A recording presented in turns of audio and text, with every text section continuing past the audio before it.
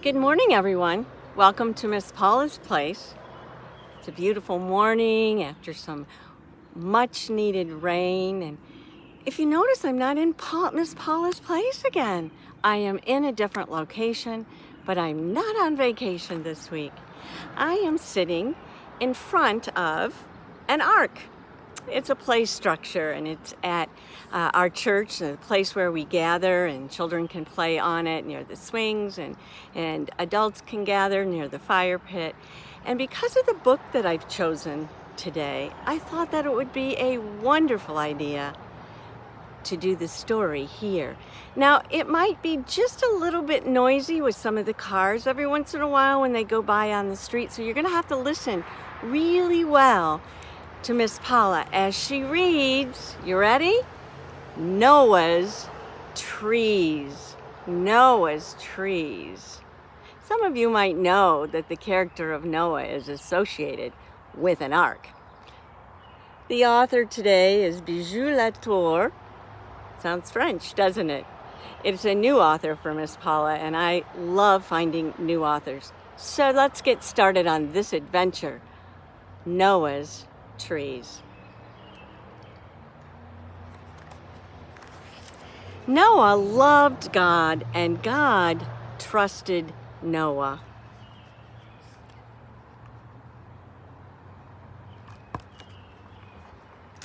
Noah loved the little trees he planted. Look at all those little trees all over the place.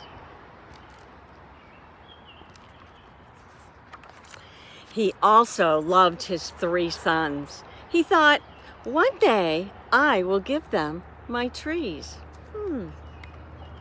Caring for something and then giving it away. It's kind of neat, isn't it? Noah carefully watered and weeded the ground around the tiny trees. He pruned and snipped and watched them grow. In winter, he protected them with straw. For those of you that live in Michigan, where I live, sometimes we protect bushes during the winter with straw because it gets so cold. And sometimes that helps them keep their moisture and grow.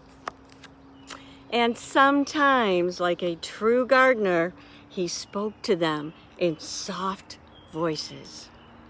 In time, the trees grew strong branches and their leaves rustled in the wind. Rustled in the wind, kind of blew back and forth. Noah thought, the pine trees will be for Ham to build houses. The oaks are for Shem, and he can carve a cradle for his daughter. These are Noah's children. And he has one more.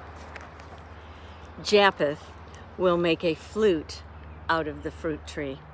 With his baby, he'll watch the branches fill with birds. Oh, Noah was so happy.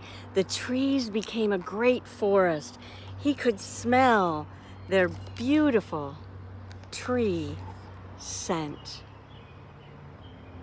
I don't know how many of you have walked through a forest. You can smell the pine, and when we cut them for Christmas trees, you can smell it also. Then one day, God said to Noah, I will make a great flood, Noah. I need you to build an ark for you, your family, and the animals. Make it out of your favorite trees. Oh my. That would be hard to have to make a big boat out of all of his favorite trees. Noah listened to God quietly.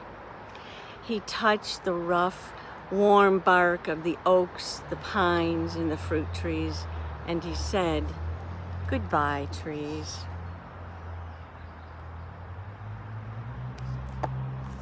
Sometimes we're asked to give up things, but it helps others, and that's a good thing to do.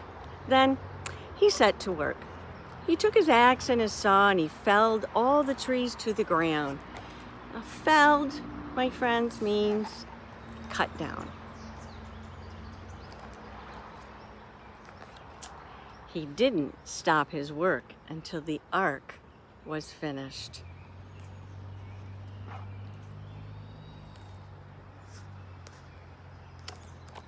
Lots of boards and lots of trees had to be used. Well, Noah prepared for sailing, and 2 by 2, the animals came into the ark.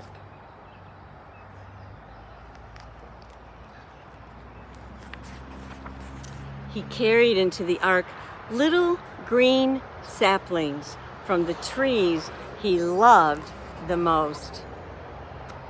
Little green saplings. Those are the start of trees. It's the new part, the new growth of trees. Saplings for the pine trees, sometimes seedlings for other trees. And just then, the sun hid behind the clouds.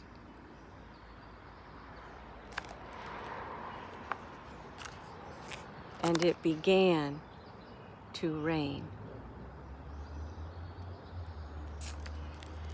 You know, friends, today I brought something with me, and I thought this book reminded me of new growth, that God always provides new growth. So when we nurture something, that means when we care for it and we grow it and we share it, part of that creation is always coming into new life. So I brought something today. I stopped at a nursery, which it's not where the baby is, but it's where baby trees are. And the person that owns the nursery had a seedling for me. And I thought that was wonderful because he told me that he started it from a little seed. And look at this. It's about almost a foot tall. And you know what kind of tree this is? It's a sycamore tree. So maybe someday, if I take care of this tree and I water it, it will help others. And maybe it'll provide shade like it did for our friend Zacchaeus.